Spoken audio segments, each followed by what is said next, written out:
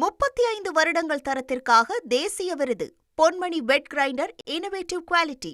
பனையூர் தலைமை அலுவலகத்தில் நடைபெறும் தமிழக வெற்றி கழகத்தின் 3வது ஆண்டு தொடக்க விழாவில் கட்சியின் தலைவர் விஜய் பேசி வருகிறார். அதன் நேரலை காட்சிகளை பார்க்கலாம். இன்னைக்கு தமிழ்நாட்டில் ஒரு மிகப்பெரிய ஒரு கட்சியா நம்ம வளர்ந்து இருக்கிறோம் அப்படின்னா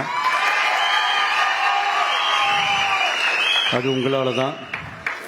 ப்ளஸ் நம்மளை நேசிக்கிற கோடிக்கணக்கான மக்களும் தான் அதுக்கு ஒரு மிக முக்கிய ஒரு காரணம்.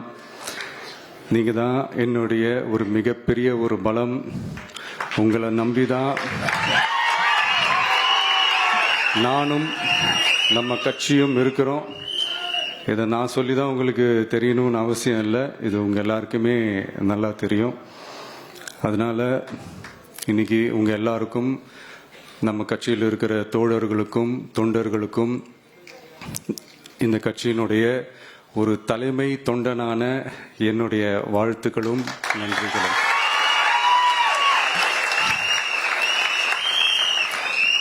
அப்புறம் என்ன, மைக்க பிடிச்சாச்சு, வெடியை கொளுத்தி போட்டுருவோமா?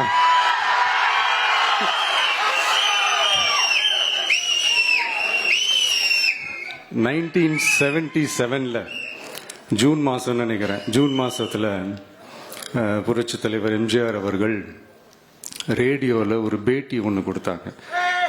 அதில் பேசும்போது சொன்னாங்க, பேரறிஞர் அண்ணா அவர்கள் இருந்த இடத்தில் இப்படிப்பட்டவர்களும் அமர்கின்ற ஒரு நிலைமை ஏற்பட்டுச்சேன்னு எண்ணி எண்ணி கண்ணீர் வடித்தேன்.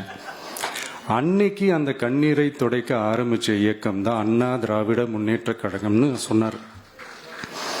அதே மாதிரி 2017 அப்புறம் 2021 அப்புறம் தமிழ்நாட்டுடைய நிலைமையை பற்றி யோசிச்சு பார்த்த நம்ம தமிழக மக்கள், காமராஜர் அவர்கள் இருந்த இடத்தில், அண்ணா அவர்கள் இருந்த இடத்தில், எம்ஜிஆர் அவர்கள் இருந்த இடத்தில் இப்படிப்பட்டவர்களும் அமர்கின்ற ஒரு நிலைமை ஏற்பட்டுச்சேன்னு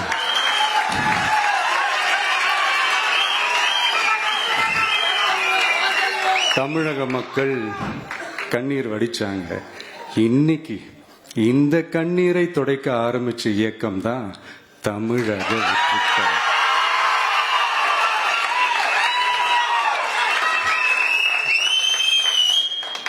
இப்படியெல்லாம் நம்ம பேசுறதுனால கண்டிப்பா சில பேர் கொந்தளிப்பாங்க. அது பத்தில நம்ம கவலைப்படக்கூடாது. ஏன்னா கொந்தளிக்கிறது தான் அவங்களுக்கு வேலையே. புரிஞ்சுங்களா அவங்களுக்கு?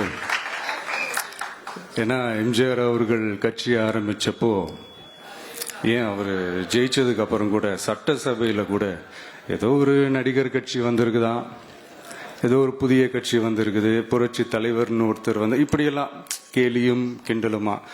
அதனால யார் அரசியலுக்கு வந்தாலும் இப்படி கொந்தளிக்கிறது தான் அவங்களுடைய வேலையே. அப்படிதான் நாம் அரசியலுக்கு வந்ததுக்கு அப்புறம் கூட இந்த விஜய்க்கு என்ன அனுபவம் இருக்குது, எம்ஜிஆர் அவர்களுக்கு எவ்வளோ அனுபவம் இருக்குது தெரியுமா? 52லேருந்து 72 வரைக்கும் அந்த 20 இயர்ஸ் திமுகவில் இருந்த ஒரு அரசியல் அனுபவம் எவ்வளவு இருக்குது தெரியுமா? விஜய்க்கு என்ன பெரிய அனுபவம் இருக்குதுன்னு கேட்டா அதே வாய் தான். அன்னைக்கு எம்ஜிஆர் அவர்களை பார்த்து, அன்னைக்கு எம்ஜிஆர் அவர்களை பார்த்து அரசியல் அரிச்சுவடி தெரியாதவர், கவர்ச்சியை மட்டுமே நம்பி இருக்கிறவரு, அட்டக்கத்தி, வாய் விளம்பர வள்ளல், இவருக்கு கேள்வி மட்டும் தான் கேட்க தெரியும், பதில் சொல்ல தெரியாது, நிருபர்களை சந்திக்க மாட்டாரு, டெல்லியை வகச்சிக்க மாட்டாரு, மேல இருந்து அவருக்கு அவ்வளோ ப்ரெஷர் இருக்குது, அப்படி இப்படின்னு சொன்னதும் அதே வாய் தான். அதனால எம்ஜிஆர் அவர்களை மட்டும் இல்லை, அவருடைய தொண்டர்களை கூட விட்டு வைக்கல. அது என்னது, இந்த பளபளப்பு ஜொலி ஜொலிப்பா பார்த்தா பல்லிழிப்பவங்க, இப்படியெல்லாம் கிண்டலும் கேலியுமா, இது எல்லாம் மக்கள் ஒரு மாதிரி சைலண்டா வாட்ச் பண்ணிக்கிட்டு என்ன பண்ணாங்கன்றது உங்களுக்கே நல்லா தெரியும். அவர் ஜெயிச்சதுக்கு அப்புறம் இந்த அரசியல்ல பழந்துன்னு கொட்டை போட்ட அனுபவிச்சாலையும் இருப்பாங்கன்னு சொல்லுவாங்கல்ல, அவங்க எல்லாருக்குமே அந்த கோட்டைன்றது ஒரு பகல் கனவாவே மாறிடுச்சுன்னா பாத்தீங்க. 77 மாதிரியே இப்பவும் அந்த பழைய தேஞ்சு போன, துருபிடிச்சு போன, நஞ்சு போன அதே அந்த பழைய வெப்பனையும் இப்பவும் கையில் எடுக்கிறாங்க. அதனால மை டியர் ஜென்டில்மேன், டெக்னாலஜி எல்லாம் வளர்ந்து வேற எங்கேயோ போயிட்டு இருக்கு. அட்லீஸ்ட் உங்க டெக்னிக்கையாவது கொஞ்சம் மாத்துங்க பாஸ்.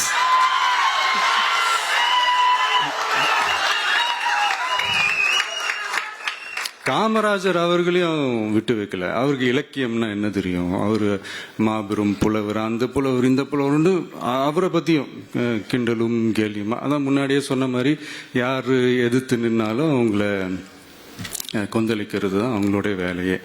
ஸோ இப்படி நம்ம அவங்க பண்ற தப்பெல்லாம் நம்ம எடுத்து சொன்னா, அவங்க பண்ற அட்ராசிட்டியை பத்தி நம்ம எடுத்து சொன்னா, அவங்க பண்ற அந்த ஊழலை பத்தி தான் நம்ம எடுத்து சொன்னோம். முக்கியமா நாம அதை எடுத்து சொன்னா 50 வருஷத்துக்கு முன்னாடி இருக்கிற அதே தகர டப்பாவை எடுத்து உருட்ட ஆரம்பிச்சிருவாங்க.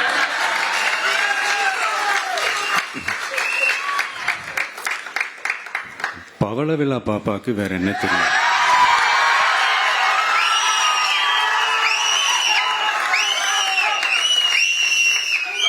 பழைய டப்பாவை உருட்டதானே தெரியும். அதுக்காக நாம அவங்க பண்ற தப்பெல்லாம் சொல்லாம வெளியே சொல்லாம இருக்க முடியுமா? சொல்லுவோம், சொல்லிக்கிட்டே இருப்போம். நம்மளை தவிர யார் அவங்கள ஏத்து நின்று கேள்வி கேட்கறது? யாருக்கு அந்த தில் இருக்குது?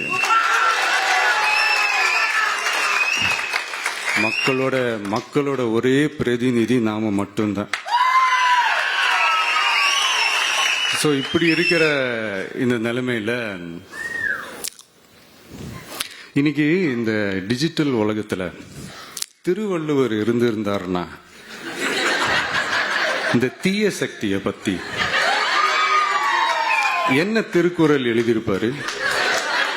ஒரு கற்பனையா, அநீதி, அராஜகம், தில்லுமுள்ளு இவையெல்லாம் திமுக முதற்றே உலகு.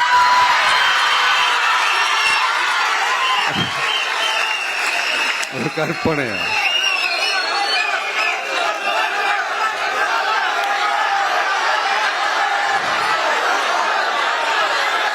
அநீதி, அராஜகம், தில்லுமுள்ளு இவையெல்லாம் திமுக முதற்றே உலகு.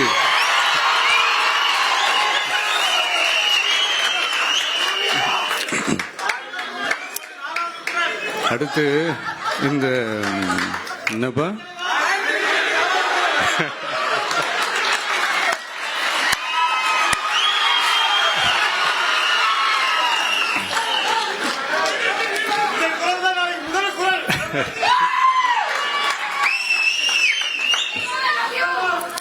அடுத்து இந்த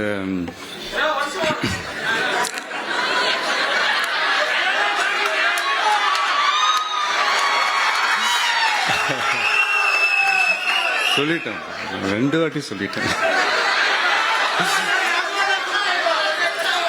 அநீதி, அராஜகம், தில்லுமுள்ளு இவையெல்லாம் திமுக முதற்றே உலகு.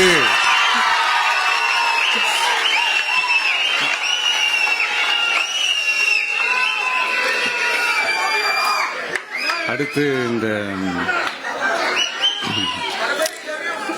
இந்த மும்முனை போட்டி, 4 முனை போட்டி அப்படிலாம் சொல்றாங்களே, சரி அவங்கள பொறுத்த வரைக்கும் அப்படியே இருக்கட்டும். அதுல மாபெரும் மக்கள் சக்தியா நம்ம அணி ஒரு பக்கம், அடுத்து திமுக தலைமையில் மற்ற கூட்டணி கட்சிகள் ஒரு பக்கம், அடுத்து பாஜக தலைமையில் மற்றும் பலர்.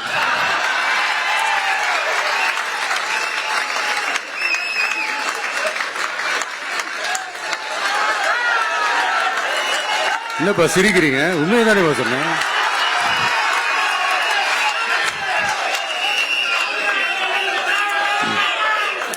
சோ இப்படி எத்தனை சக்திகள் எத்தனை பேர் வந்தாலும் திமுகவை வீழ்த்துறதுக்கு மாபெரும் மக்கள் சக்தியான நம்மளால மட்டும்தான் முடியும். நம்ம டிவிகேவால மட்டும்தான் முடியும். சோ இப்படி இருக்கிற இந்த நிலைமையில ஏய் விஜய் வீட்டு விட்டு வெளியே வா, ஏய் விஜய் வீட்டு விட்டு வெளியே வா, இப்படியெல்லாம் கேட்கும் போது எனக்கு எப்படி அது தோணுதுன்னா, ஐயோ இவங்க ஒவ்வொரு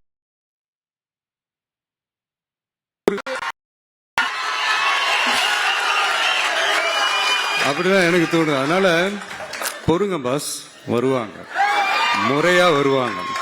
ஓட்டு போடுற அன்னைக்கு ஓட்டர் ஐடிய கையில் எடுத்துக்கிட்டு ஒவ்வொரு வீட்டில் இருக்கிற ஒவ்வொரு விஜயும்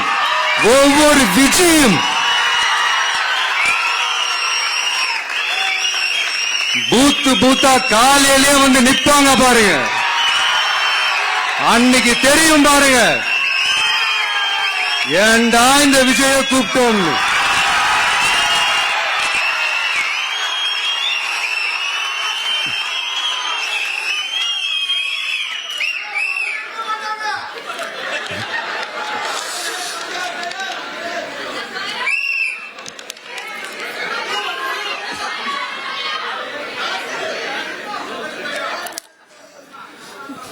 இப்படி பேசினா உடனே இவரு நான் சினிமாவா இது அப்படின்ட்டு ஆரம்பிச்சிருவாங்க.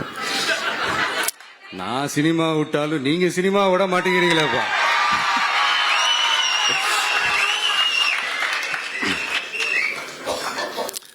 அப்புறம் இன்னொரு ரீசெண்டா அந்த ஒரு விஷயம் போயிட்டு இருக்குல்ல, இந்த கருத்து கணிப்பு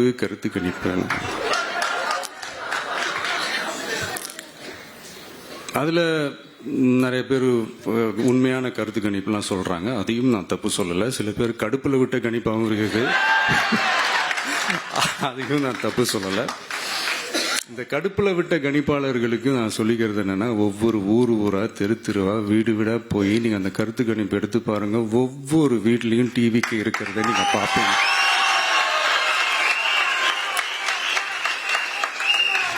அப்படி சப்போஸ் உங்களுக்கு அது ஷாக்கிங்கா இருந்துச்சுன்னா ரப்பர் வச்சு எல்லாத்தையும் அழிச்சிட்டு மறுபடியும் முதல்ல இருந்து எடுத்து பாருங்க, அதே ரிசல்ட் தான் வரும்.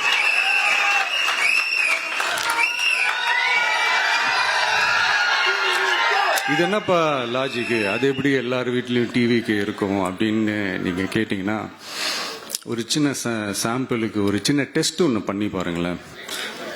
நம்ம சிஎம் சார் இருக்காங்கல்ல, ஸ்டாலின் சார், ஒரு 2 years பேக் இருக்கும்னு நினைக்கிறேன். ஒரு மேடையில் பேசும்போது சொன்னாங்க, இந்த மாதிரி என்னோட கட்சி அவங்களோட கட்சிக்காரங்க சில பேர் பண்ற அட்ராசிட்டி, ஒரு சில மந்திரிகள் பண்ற சில அட்ராசிட்டிஸ் எல்லாம் பார்த்து ராத்திரியில எனக்கு தூக்கமே வரமாட்டேங்குது அப்படின்னு ஒரு 2 years பேக் இருக்கும்னு நினைக்கிறேன். அந்த வீடியோ கூட இருக்குது. அப்படி இருக்கிற அவரு என்னைக்காவது ஒரு நாள் அசந்து தூங்குவார்ல, அப்ப அவர்கிட்ட போய், சார்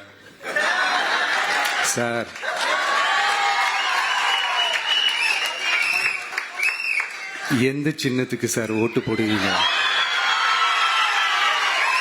அப்படின்னு கேட்டு பாருங்க. விசில் சின்னத்துக்கு தான்.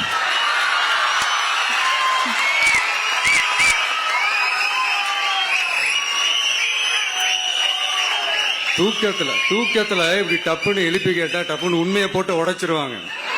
அதுக்கு சொன்ன அப்படி இருக்கிற இந்த நிலைமையில டிவிக்கே வந்து சிட்டில தான் இருக்குது, டவுன்ல தான் இருக்குது, வில்லேஜ் சைட்லலாம் இல்லை அப்படின்னு சொல்றவங்களுக்கு இந்த மாதிரி சில டெஸ்ட் எல்லாம் பண்ணி பாருங்க, தெரியும்.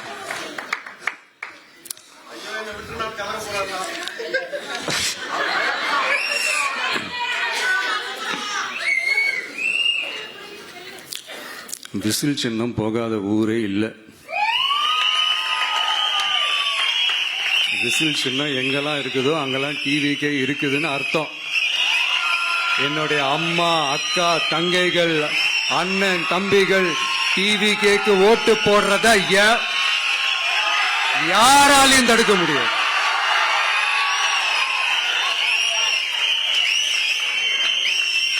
ரத்த சொந்தமா நம்மள நினைக்கிற நம்மளோட வகையராக்களை எந்த கட்சியாலையும் எவ்வளவு விலை கொடுத்தாலும் வாங்கவே முடியாது.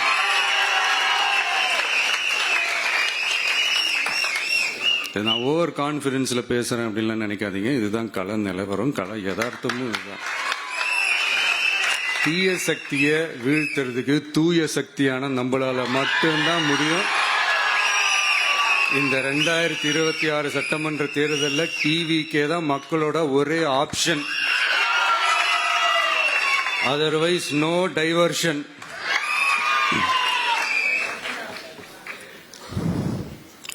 இந்த டப்பா இன்ஜின், ஓட்டை இன்ஜின், எவ்வளவு இன்ஜின் வந்தாலும் டாப் இன்ஜின் நம்ம டிவிக்கே தான்ன்றதை மக்கள் ஆல்ரெடி முடிவு பண்ணிட்டாங்க. அதனால நம்மளுடைய தோழர்கள் அதை மனசுல நல்லா ஏத்திக்கிட்டு இன்னும் ஷார்ப்பா ஒர்க் பண்ணுங்க. நான் ஏற்கனவே சொன்ன மாதிரி ஒன்றியம், நகரம், பேரூர், பகுதி, கிளை எல்லா இடத்துலயும் அந்த பூத்தா அந்த நம்மளுடைய வேட்பாளர்களுக்கு ஒற்றுமையா இருந்து வேலை செய்யுங்க. நமக்கு மாபெரும் கூட்டணியான மாபெரும் மக்கள் சக்தியான குடும்பமா நம்மளோட இருக்கிறாங்க. இன்னொன்னு அன்னைக்கு நான் சொன்ன மாதிரி நம்மளுடைய விசில் சின்னத்துக்கு ஓட்டு போட வைக்கிறது மட்டும்தான் உங்களுடைய வேலை. மற்றதெல்லாம் மக்களோட சேர்ந்து நான் பார்த்துக்கிறேன்.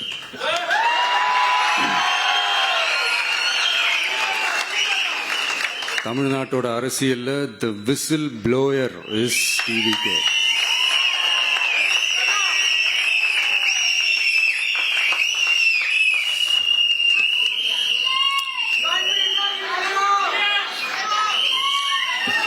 நம்ம மக்கள் இந்த விசில்ல ஊதுல இந்த தீய சக்தியும் இந்த ஊழல் சக்தியும் தெரிச்சு ஓடணும். எப்படி தெரிச்சு ஓடணும்? அன்னைக்கு சென்ட் ஜார்ஜ் கோட்டையில டிவிக்கு ஆளும் கட்சியா எழும்.